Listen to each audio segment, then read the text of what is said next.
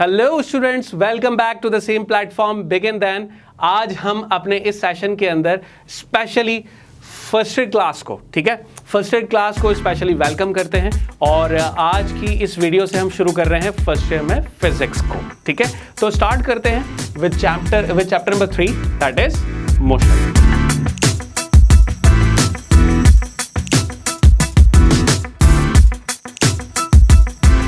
Welcome again. Chapter number 3 हम बात करेंगे, चैप्टर नंबर 3 जो कि मोशन का है। पहले मैं ये बताना चाहता हूं बेटा, ये चैप्टर मैंने क्यों कंसीडर किया।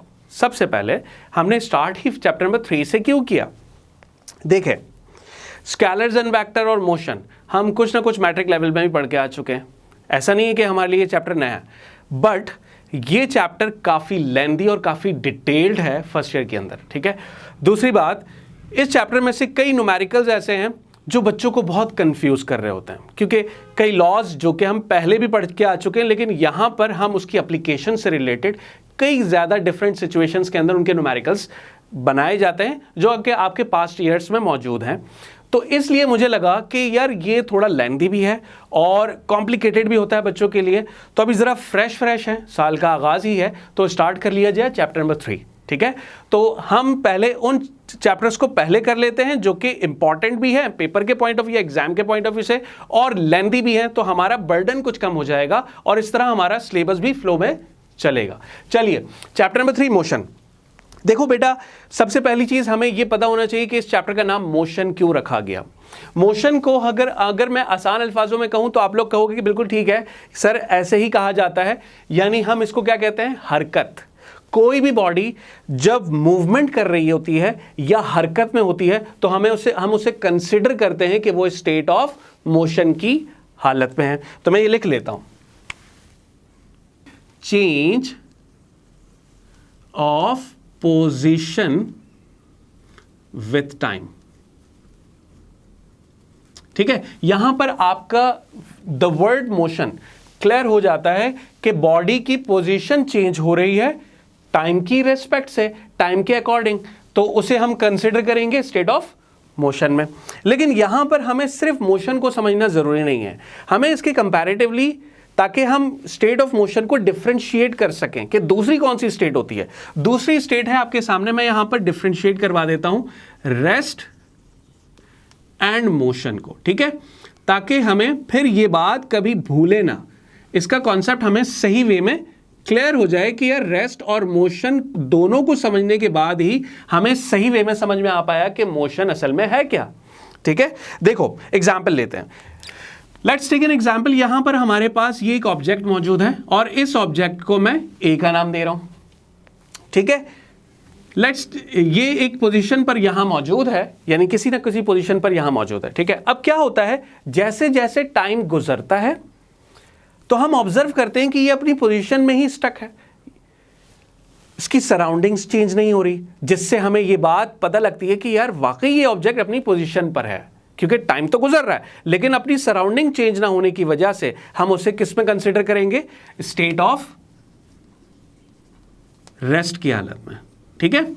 लेकिन अनदर जो कि मोशन का पार्ट है उसे भी समझ लेते हैं। और अगर हम ये देखें कि ये ऑब्जेक्ट जो कि ऑब्जेक्ट ए है, अगर अपनी पोजीशन चेंज कर ले, अपनी पोजीशन चेंज करने के बाद वो एक नई पोजीशन इख्तियार कर लेता है, यहां आ जाता है, ठीक है। तो इस तरह से क्या हुआ, टाइम के गुजरने के साथ साथ हमने ऑब्जर्व किया कि इसकी पोजीशन पहले यहां थी और अब आ चुकी है यहां पर। तो इसका मतलब अब ये बॉडी रुकी हुई हालत में नहीं है, ये बॉडी हरकत में है, यानी ये मूवमेंट कर रही है। तो अब आप इसे कहोगे कि ये स्टेट ऑफ मोशन में मौजूद है, ठीक है।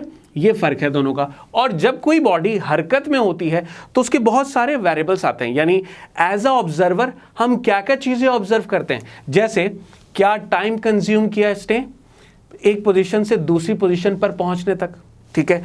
जैसे कि कितना डिस्प्लेसमेंट कवर किया इस बॉडी ने, कितना फासला तय किया, ठीक है।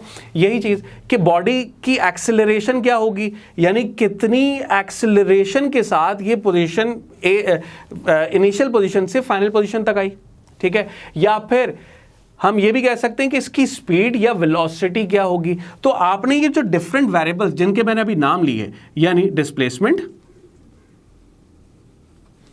ठीक है, साथ साथ वेलोसिटी, एक्सेलरेशन, ठीक है, एक्सेलरेशन,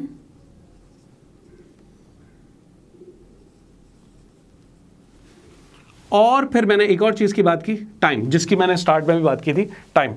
तो ये सारे वो वेरिएबल्स हैं जो मुकम्मल तौर पर आपको उस ऑब्जेक्ट की एग्जैक्ट पोजीशन बताता है। ठीक है, चलिए अब स्टार्ट करते हैं डेफिनेशन, जो कि स्टेट ऑफ रेस्ट और मोशन की है। डेफिनेशन, ठीक है, कैसे डिफाइन करेंगे?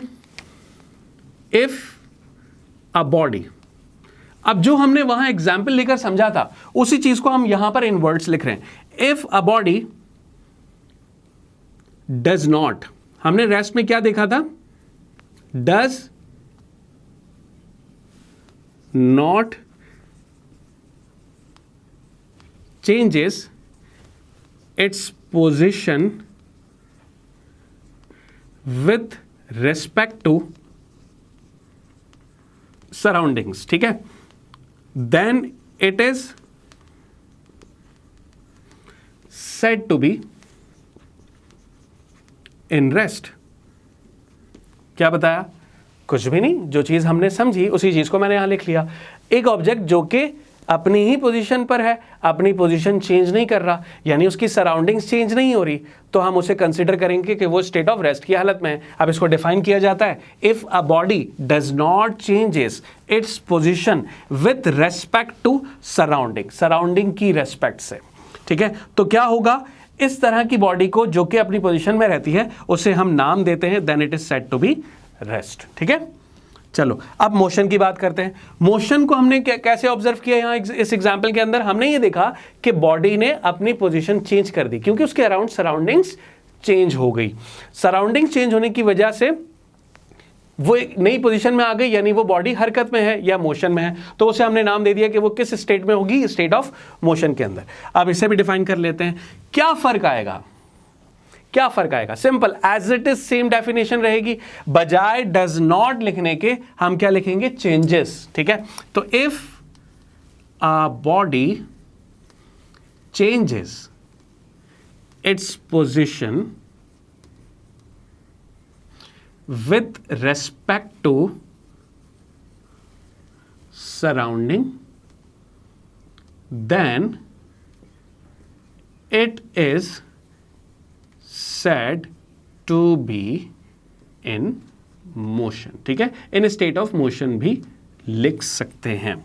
ठीक है, तो ये आप लोगों को अब क्लियर हो गया होगा। इसका स्क्रीनशॉट ले लें ताकि आप लोग आराम से उसे हैंड रिटन नोट्स बना सकें। ठीक है, तो ये आपके पास डिफरेंशिएट हो गया स्टेट ऑफ रेस्ट और स्टेट ऑफ मोशन को लेकर। अब बारी आती है डिस्टेंस और डिस्प्लेसमेंट को समझने की।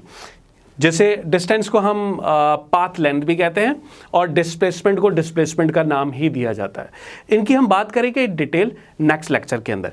तब तक के लिए इस उम्मीद के साथ मैं इस लेक्चर को यहीं पर इख्तिताम करूंगा कि आप लोग अपना बहुत ख्याल रखोगे और बिगिन दैन के साथ इसी तरह अपना प्यार बनाए रखोगे, और हम भी आपको इसी तरह एजुकेशन प्रोवाइड करते रहेंगे और आप लोगों को सपोर्ट करते रहेंगे जहाँ जहाँ जैसे ज़रूरत पड़ती है। इस लेक्चर से मुताल्लिक कोई भी कन्फ्यूजन हो तो बेटा कमेंट बॉक्स में लाजमी हमें कमेंट कीजिएगा और परेशान मत होइएगा, हम मौजूद हैं आप ही के लिए। थैंक यू सो मच, अपना बहुत सारा ख्याल रखिएगा। अल्लाह।